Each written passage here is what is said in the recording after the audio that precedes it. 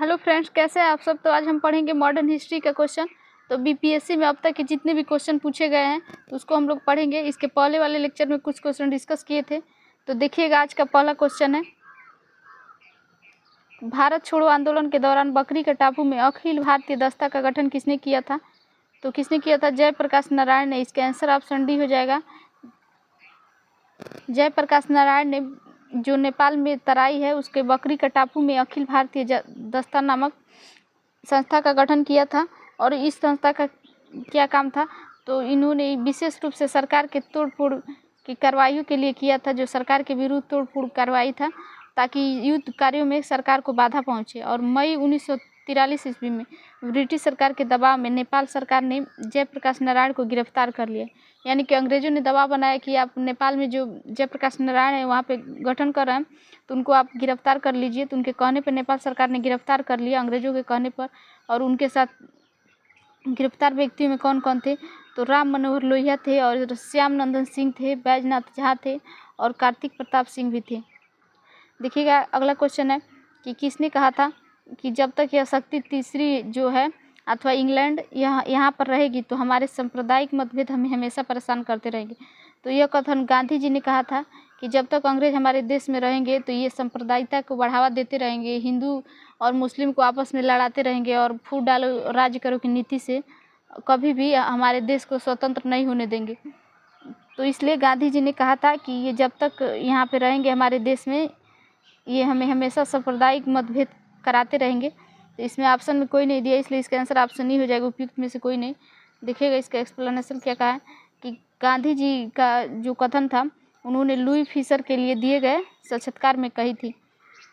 अगला क्वेश्चन है कि काकोरी ट्रेन डकैती कांड कब हुआ था, कब नहीं हुआ था, मतलब इन क्रांतिकारियों को फांसी की सज़ा, किस क्रांतिकारी को फांसी की सज़ा दी गई थी? तो काकोरी ट्रेन डकैती 1925 ईस्वी में हुआ था। और ये इसमें किस क्रांतिकारियों को फांसी दी गई थी? तो राम प्रसाद बिस्मिल और अशफाक उल्ला खां को। इसका आंसर ऑप्शन ए हो जाएगा। आगे दिया है कि अक्टूबर 1924 ईस्वी में सचिंद्रनाथ संथाल और राम प्रसाद बिस्मिल और चंद्रशेखर आज़ाद ने मिलकर किस संस्था की घटना की स्थापना की थी? तो HRA की, जिसे कहते हैं हिंदुस्तान रिपब्लिक एसोसिएशन। तो अक्टूबर 1924 ईस्वी में इसका गठन किए थे सचिंद्र संथाल और चंद्रशेखर आज़ाद, राम प्रसाद बिस्मिल ने मिलकर। और इस संस्था को 9 अगस्त 1925 ईस्वी को उत्तर रेलवे लखनऊ जो काकेरी नामक स्थान था वहाँ पे ट्रेनों को रोककर इन्होंने प्लान बनाया था कि जो अंग्रेज के द्वारा ट्रेन में जो रख के सामान ले जा रहे हैं, यानी कि जो उसमें हथियार गोला बारूद थे, तो इन लोग ने ट्रेन को इसलिए लूटा कि हम लोग अपने लिए जब अंग्रेज़ों के विरुद्ध विद्रोह करेंगे तो उसमें काम आएगा, इसलिए इन लोग के पास धन की ज़रूरत थी। तो इन्होंने ट्रेन को रोक कर और उसको लूटने की योजना बनाई। तो पैसेंजर ट्रेन को रोका और उसको लूट लिया, उस खजाने को, जो सरकारी खजाना जा रहा था अंग्रेज़ों का।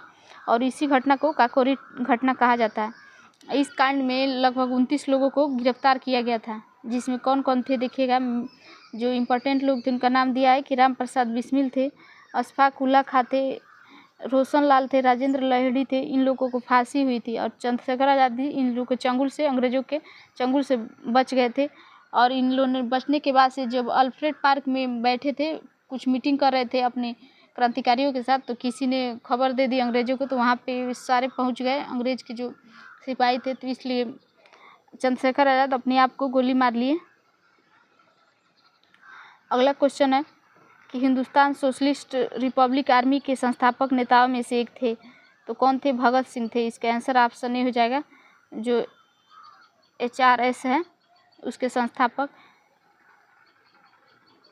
काकोरी ट्रेन के बाद पुलिस द्वारा चलाए गए दमन चक्र के हिंदुस्तान रिपब्लिक एसोसिएशन HRA की अस्तित्व कुछ समय के लिए समाप्त हो गया, किंतु बाद में विजय कुमार सिंह और शिव मरवा, जयदेव कपूर, भगत सिंह, भगवती चरण बोहरा और सुखदेव ने चंद्रशेखर आज़ाद के नेतृत्व में HRA को पुनः संगठित करने का कार्य शुरू किया। और सितंबर 1928 में फिरोज शाह कोटला मैदान में, जो दिल्ली में हुआ था, चंद्रशेखर आज़ाद के नेतृत्व में एक बैठक हुई।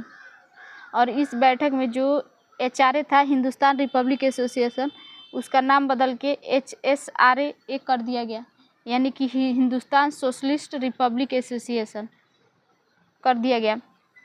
तो HSRA का फुल फॉर्म क्या था? तो हिंदुस्तान सोशलिस्ट रिपब्लिक एसोसिएशन, और HRA का तो हिंदुस्तान रिपब्लिक एसोसिएशन। तो इसमें नेतृत्व किसने किया था? चंद्रशेखर आज़ाद ने किया था सितंबर 1928 ईस्वी में। आगे क्वेश्चन देखिएगा कि सरफरोशी की तमन्ना अब हमारे दिल में है, देखना है जोर कितना बाजुए कातिल में। ये किसने कहा था? तो बिस्मिल जी ने कहा था। इसका आंसर ऑप्शन ए हो जाएगा, राम प्रसाद बिस्मिल ने। अगर इसका रचना पूछेगा कि इसको रचना किसने किया था, तो इस पक्तिया को लिखने के लिए काम शायर बिस्मिल्लाह अजीमाबादी ने किया था, और इसको फेमस राम प्रसाद बिस्मिल ने बनाया। देखिएगा कि बिस्मिल अजीमाबाद का वास्तविक नाम सैयद शाह मोहम्मद हसन था, और 1901 ईस्वी में पटना से 30 किलोमीटर दूर हरदास बिनहा गांव में वो पैदा हुए थे। यानी कि उनका जन्म हुआ था बिस्मिल्लाह अजीमाबादी का, और यह गज़ल उर्दू में लिखी गई थी। 1922 ईस्वी में काजी अब्दुल गफ्फार खां की पत्रिका सबाह थी, उसी में ये लेखिका छपा था। अगला क्वेश्चन है,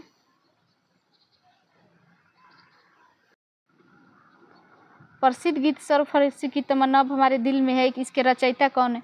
तो देखिएगा कि रचयिता कौन है। तो रचयिता बिस्मिल अजीमाबादी थे। तो इसमें ऑप्शन में नहीं दिया, इसलिए इसका आंसर ऑप्शन ई हो जाएगा, उपयुक्त में से कोई नहीं। और राम प्रसाद बिस्मिल तो आप लोग कभी ऑप्शन टिक मत कीजिएगा, क्योंकि राम प्रसाद बिस्मिल ने इस जो प्रसिद्ध गीत है या कहावत थी राम सरफरोशी की तमन्ना अब हमारे दिल में है, ये राम प्रसाद बिस्मिल ने इसको मतलब बोला था या इसको फेमस बनाया था। लेकिन इसको लिखने का काम किसने किया था? तो बिस्मिल अजीमाबादी ने किया था।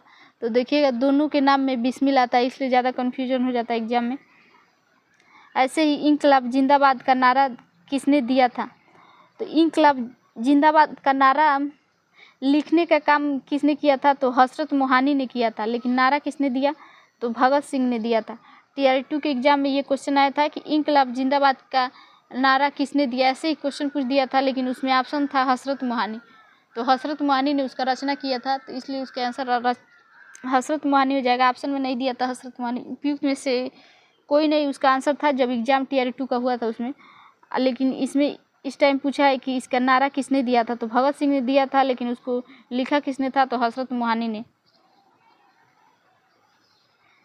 देखिए यहाँ दिया है कि इंकलाब जिंदाबाद की रचना प्रसिद्ध कवि मोहम्मद इकबाल ने की थी, लेकिन पहली बार इस नारे को प्रयोग भगत सिंह ने किया था और इस नारे को चर्चित बनाया था।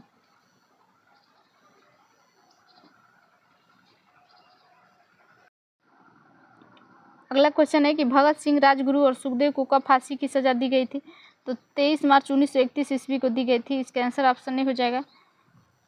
हिंदुस्तान सोशलिस्ट रिपब्लिक एसोसिएशन के 2 सदस्य भगत सिंह और बटुकेश्वर दत्त 8 अप्रैल 1929 को केंद्रीय विधानसभा में बम फेंके थे और दोनों को गिरफ्तार कर लिया गया। असेंबली बम कांड के अंतर्गत मुकदमा चलाया गया, लेकिन उनको सजा बाद में लाहौर षड्यंत्र कांड में दी गई थी। तो देखिए ये अंग्रेज कितने खतरनाक थे। असेंबली बम कांड के लिए गिरफ्तार किए थे, लेकिन उन लोग को सज़ा देने के टाइम उन लोग को ये कह दिए कि लाहौर षड्यंत्र में ये लोग भी शामिल थे। उसी के तहत इन लोग को फांसी की सज़ा दे दी गई। और 1930 ईस्वी में लाहौर षड्यंत्र जो कांड का निर्णय आया, उसमें भगत सिंह, राजगुरु और सुखदेव को फांसी की सज़ा दी गई। 23 मार्च 1931 को तीनों को फांसी की सज़ा दी गई। उनकी फांसी के समाचार से संपूर्ण देश मृत्यु सदृश उद्देश्य में डूब गया, यानी कि सारे देश मिलकर शोक मनाए। अगला क्वेश्चन है कि सुखदेव, भगत सिंह और राजगुरु को फांसी की सज़ा कब दी गई थी? तो 23 मार्च 1931 ईस्वी को। इसका आंसर ऑप्शन बी हो जाएगा। अगला क्वेश्चन है कि सरकार के विरोध में असेंबली में बम फेंकने के समय भगत सिंह की उम्र क्या थी? तो 21 साल से थोड़ा सा ज़्यादा था, तो इसका आंसर ऑप्शन बी हो जाएगा।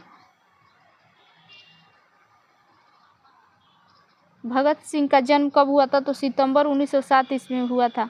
और इन्होंने बम असेंबली में कब फेंका था? तो 8 अप्रैल 1929 ईस्वी को हुआ था। तो इस प्रकार केंद्रीय विधानसभा में भगत सिंह का उम्र 21 से थोड़ा सा ज़्यादा है, यानी कि 1929 में से आप लोग 1907 घटाएंगे तो कितना आएगा? देखिएगा यहाँ 2 बचेगा, फिर 20 आएगा, यानी कि ये सितंबर में इनका जन्म हुआ था और अप्रैल में इन्होंने बम फेंका था, तो थोड़ा सा 21 से ज़्यादा होगा, 22 साल नहीं होगा। अनुशीलन समिति थी, तो अनुशीलन समिति एक क्रांतिकारी घटना थी। इसका आंसर ऑप्शन नहीं हो जाएगा, ऑप्शन ए नहीं, सॉरी फ्रेंड्स, ऑप्शन डी हो जाएगा, क्रांतिकारी घटना। अनुशीलन समिति एक क्रांतिकारी संगठन थी और बंगाल में कुल 19 समितियों के होने का प्रमाण मिलता है। तो देखिएगा अनुशीलन समिति कहाँ कहाँ पे हुई थी, तो मिदनापुर में 1902 ईस्वी में, और इसकी स्थापना किसने किया था, तो ज्ञानेंद्र नाथ बसु ने किया था। और ढाका में कब हुई थी अनुशीलन समिति, तो अक्टूबर 1906 ईस्वी में। और इसका जो नेतृत्व किसने किया था या स्थापना, तो पुलिन बिहारी दास ने किया था। और तीसरा कलकत्ता में हुआ था 2 बार, एक मार्च 1902 ईस्वी में, फिर एक 1902 ईस्वी। तो इसके मुख्य थे सतीश चंद्र बसु शेखर और बंधु उपाध्याय की पुस्तक के अनुसार, यानी कि जो सतीश बसु थे जो इसके नेतृत्व, वो शेखर बंधु उपाध्याय की पुस्तक के अनुसार है। और 1902 ईस्वी में जो आगे है अध्यक्ष प्रमम नाथ मित्र है, और जतीन्द्र नाथ बनर्जी और बरिंद्र नाथ घोष। तो ये देखिएगा, ये क्वेश्चन आया था एग्जाम में कि जो अनुशीलन समिति है उसके बिहार से जो बिहार नहीं, बंगाल के जो अध्यक्ष हैं तो अनुशीलन समिति के वो कौन है, तो सचिंद्र नाथ संथाल भी ऑप्शन में दिया था, तो इसलिए वो ऑप्शन बहुत लोगों का गलत हुआ था। तो इसके आंसर प्रमम नाथ मित्र होगा। 1902 ईस्वी में दिया है सरल घोषाल का आखड़ा हुआ था, और 1902 ईस्वी में कुछ युवकों द्वारा आत्मोन्नति समिति का गठन किया गया था। और बारिंद्र घोष और भूपेंद्र दत्त के नेतृत्व में 1906 ईस्वी से युगांतर साप्ताहिक का प्रकाशन हुआ। हेमचंद्र कानूनगो ने कलकत्ता अनुशीलन समिति के सहयोग और बम विशेषज्ञ थे।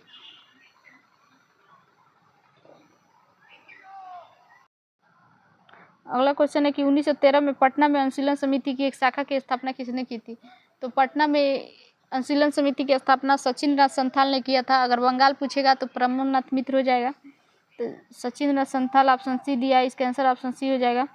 1913 में पटना में अनुशीलन समिति की शाखा का स्थापना सचिंद्र नाथ संथाल ने किया था, और यह एक संस्था किस प्रकार की थी, तो क्रांतिकारी संगठन था। अगला क्वेश्चन है कि चिटगांव शस्त्र छापामारी की योजना बनाई गई थी, तो सूर्यसेन के द्वारा बनाई गई थी, इसका आंसर ऑप्शन ए हो जाएगा। एक्सप्लेनेशन है कि चटगांव शस्त्रागार धावे को मास्टर दा के नाम से प्रसिद्ध सूर्यसेन ने आयोजित किया था। सूर्यसेन ने बंगाल में इंडियन रिपब्लिक आर्मी IRA की स्थापना की थी, और इसके सदस्यों में अनंत सिंह, अंबिका चक्रवर्ती, लोकीनाथ, पृथ्वी वाडेकर, गणेश घोष, कल्पना दत्त, आनंद गुप्त, टेरागाल प्रमुख थे। 18 अप्रैल 1930 को सूर्यसेन ने अंग्रेजों के विरुद्ध युद्ध की घोषणा की। इनके नेतृत्व में IRA के सदस्यों ने चटगांव शस्त्रागार पर आक्रमण कर हथियारों पर कब्जा कर लिया। और 22 मार्च 1930 को जो IRA के सदस्य थे और सेना के बीच संघर्ष हुआ, जिसमें 80 सैनिक और 12 क्रांतिकारी मारे गए। 16 फरवरी 1933 ईस्वी को सूर्यसेन को गिरफ्तार कर लिया गया और उनके ऊपर मुकदमा चलाया गया। 12 जनवरी 1934 ईस्वी को उनको फांसी की सज़ा दी गई। तो सूर्यसेन को फांसी की सज़ा कब दी गई थी, तो 12 जनवरी 1934 ईस्वी को। अगला क्वेश्चन है कि चटगांव शस्त्रागार धावे से कौन संबंधित था, तो सूर्यसेन संबंधित थे, इसका आंसर ऑप्शन डी हो जाएगा। तो फ्रेंड्स, हम लोग आगे क्वेश्चन कल के लेक्चर में डिस्कस करेंगे।